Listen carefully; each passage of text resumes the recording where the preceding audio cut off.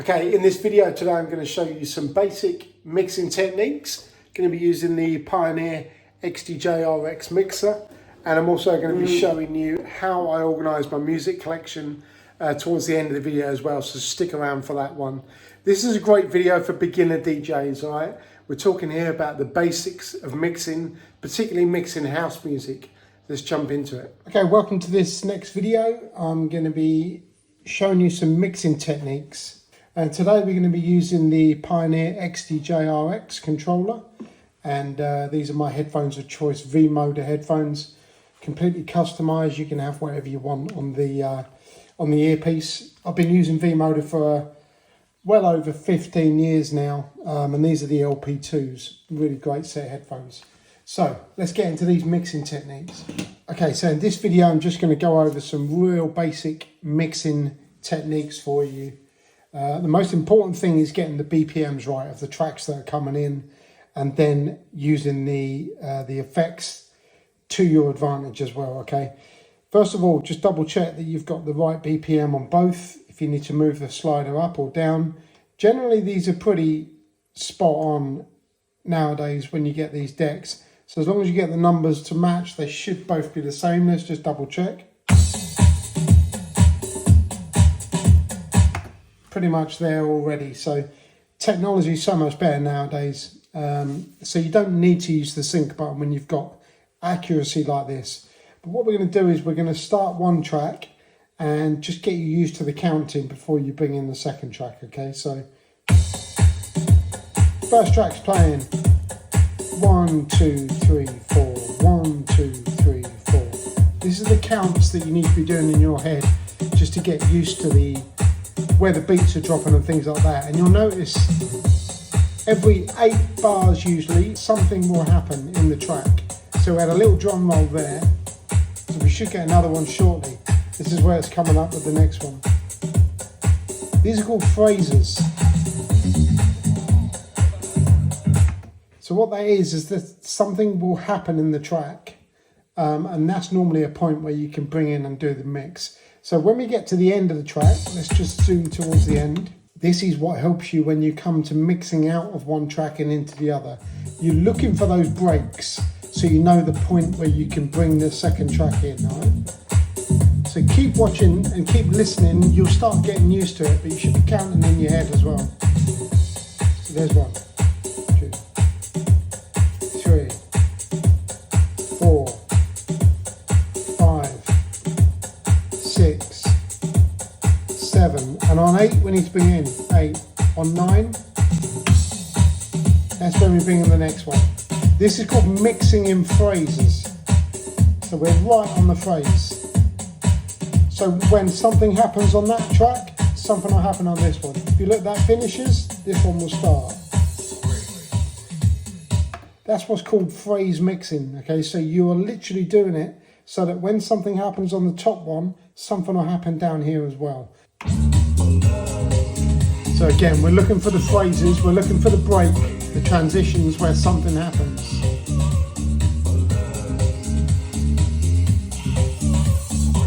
One, 2, 3, 4, 5, 6, 7, 8, and then something will happen. 9. See the way the music changes a bit. So this is 3, 4, 5, 6, 7, 8, and then we bring this one in on 9.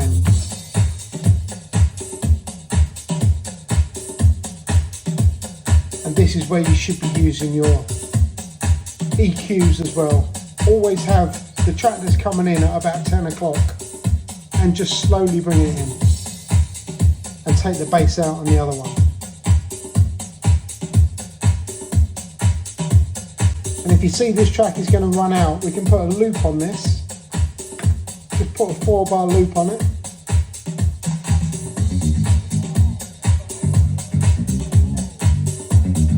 Keep taking more of the bass out, bit the volume down, bass out, volume down.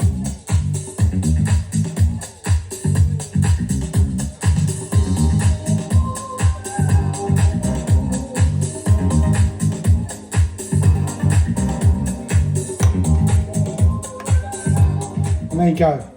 That's the basics of mixing. The most important part is learning where these phrases are in the track. So every dance track is usually made up of either 8 or 16. So you'll count 8 and then on the next beat something will happen. Or it'll be 16 and then something will happen. But generally within house music, it's around 8 where the producer will do a transition or add a hi-hat or something like that. And if you stay mixing within those phrases, your mixes will always sound so much better. So start thinking about that. Start learning your tracks and counting how many transitions and phases they've all got. Okay, we're going to use a couple of these tracks today. This is Mark Funk and Danny Cruz, Hurts, and then also Reva Starr, Love You Till Tomorrow, are the 2 tracks that we're going to use. So let's start on this right-hand deck, and we're going to get towards the end of the track. And I want to just make sure you can see the sound waves on the top there.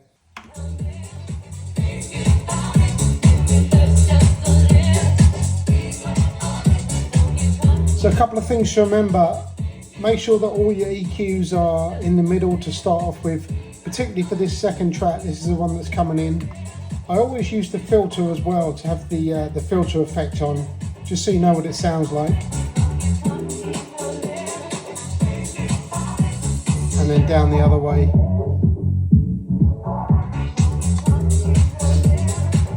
And this is generally what I'll use. This is generally what I'll use on the track that's coming in. Okay, so always start with your bass off on the track that's coming in. I always put it round to about 10 o'clock. Seems to be about the right place. This red line is the end of a phase in the track, so this is kind of where we're mixing it in. So let me just show you the basic one, just a nice smooth transition from one to the other, okay? Using just the bass off.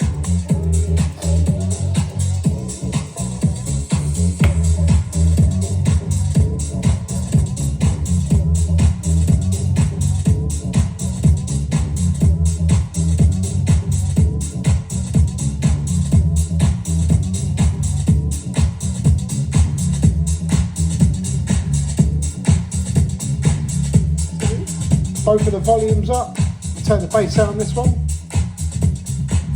bring the other one in, and as this track is due to finish, we're going to put a loop on it, just to keep that beat going.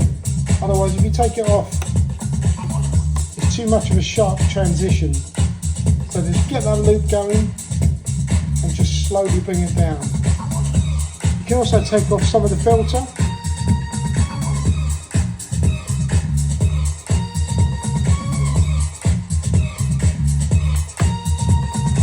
the trick is just to keep everything smooth, nothing too jolty.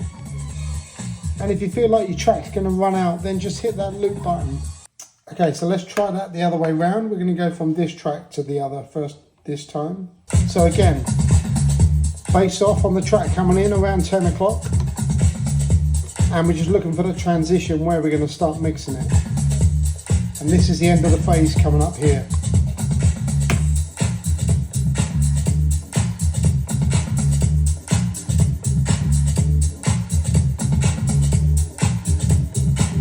Even here, but there's like a filter on this track, so let's give it even more by moving that filter down.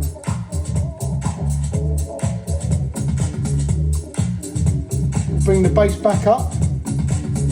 This track is going to run out soon, so we're going to loop that, and then we're going to bring the filter in and turn the filter off on this one.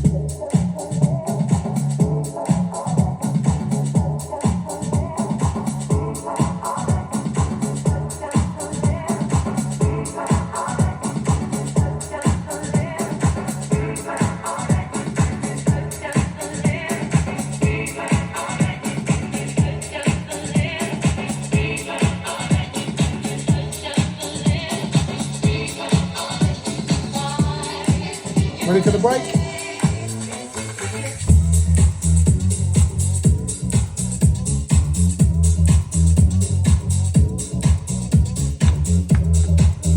So that's a nice way of doing it, using the filters this time rather than the basses. So we really did muffle that one as it came in, because it kind of has that sound on it anyway when you listen. There's a little bit of a filter on there, so we just added more to it. And it just adds to a nice little build when you bring it in. Another cool little trick to know is to actually create your own drops in a track and create your own filters where there isn't one. So if you look at the waveform here, there's no breaks here. So if we want to create our own, I'll show you how we can do that. So let's find a part of the track. Let's go here.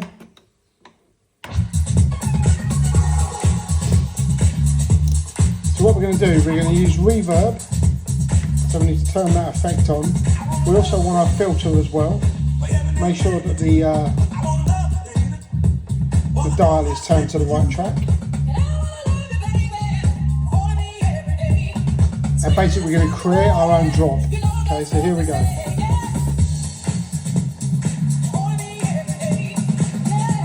And we do that by adding the echo, turning the filter up.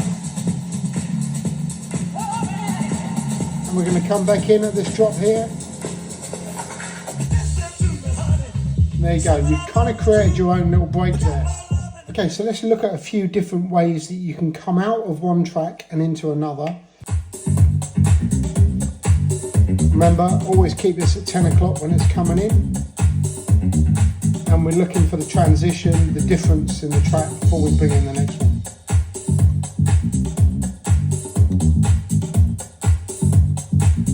Fader about halfway, 10 o'clock.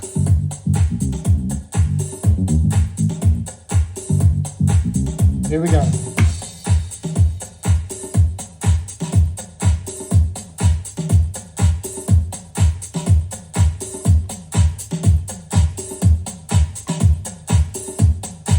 So, bass up on this one, bass down on this one. Bit of the filter off.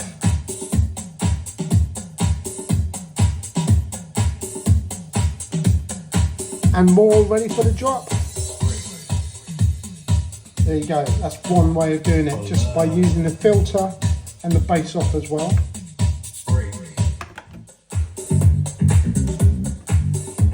Okay, this time we're going to go with the filter the other way to really muffle the track that's leaving. Again, 10 o'clock, halfway.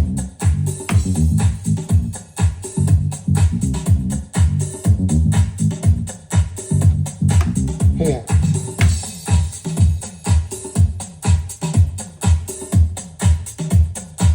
So filter the other way this time. And bring in the bass.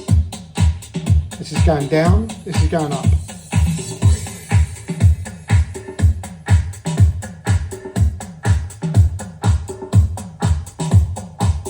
And because it's going to run out, let's put a loop on it.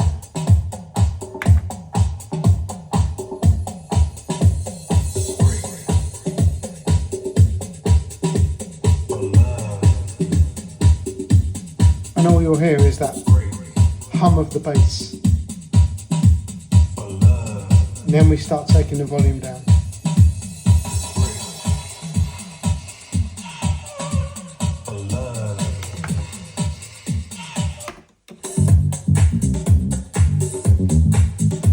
This time we're going to come in on a loop. So we set our loop, 8 bars. We're also going to loop this one.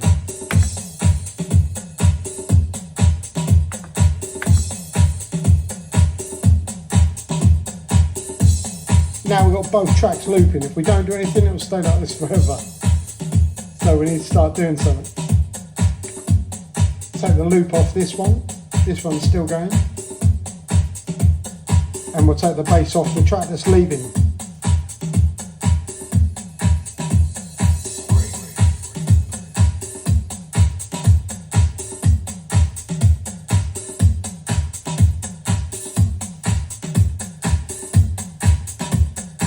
Again, everything's smooth. If you do it too jolty, you kind of lose a bit of the energy. So just smooth transitions.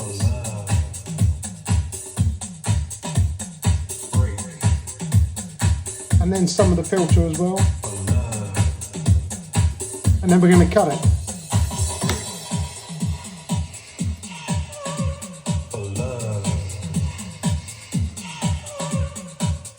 Okay, another important one is how you set up your music and how you set up your playlists, because you need to make sure that everything shows up how you want it to. If you're not happy with how it looks, then go back into Rekordbox and change the settings. But you can see most of my genres here. These are the main kind of sounds that I play. So we've got acapellas where you can just drop in vocals over the top of a track. Chilled is more of my kind of beach vibes kind of thing, a sunset session. Deep smooth house as well. A lot of this stuff I'll play at daytime pool parties. Then we go into defected, which is the classic kind of defected sound. Glitterbox mixers as well. I've got a couple of Melvo Baptiste mixers that I'll sometimes play at the beginning of an evening if it's a long event. And then going on to house, we've got house bouncy, house classics, house smooth, house soulful. Now house bouncy isn't necessarily an official genre, but it's definitely my sound. And I just want to play you one of the tracks just so you get to know what house bouncy is. I'm gonna put on, this is Seb Jr. Saison on the remix, one of my favourite remixes, but it's just got that great kind of groove to it. I call it the bounce. That's why I call this bouncy house. One of my favourite genres to play because it works daytime and nighttime as well. And then the great thing is you can just funk up some of the drops. There's some great little transitions in these using the reverb and the filter. Give it more filter, more echo, more reverb.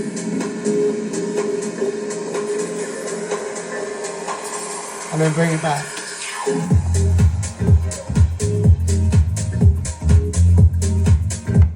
Great, I love that. Such a great sound. Some of my other folders I've got a Michael Gray folder. I play a lot of Michael Gray stuff. And then my own edits as well. And then my own productions are all here as well. So yeah, really look at how you manage your music and how it comes up. The other cool thing as well is this info button. This tells you the key of the track and it gives you a little bit more information. For those of you that want to mix in key, you'll also notice that when we take this off, you can see I've got all of my color codes down here. So I've replaced all of the album artwork with the color code for mixed in key. So that really helps me just looking at this quickly, knowing which tracks will go well together. So it's really important that you set this up properly on how you want it to be, how you want it to look and how you DJ, because everybody DJs differently.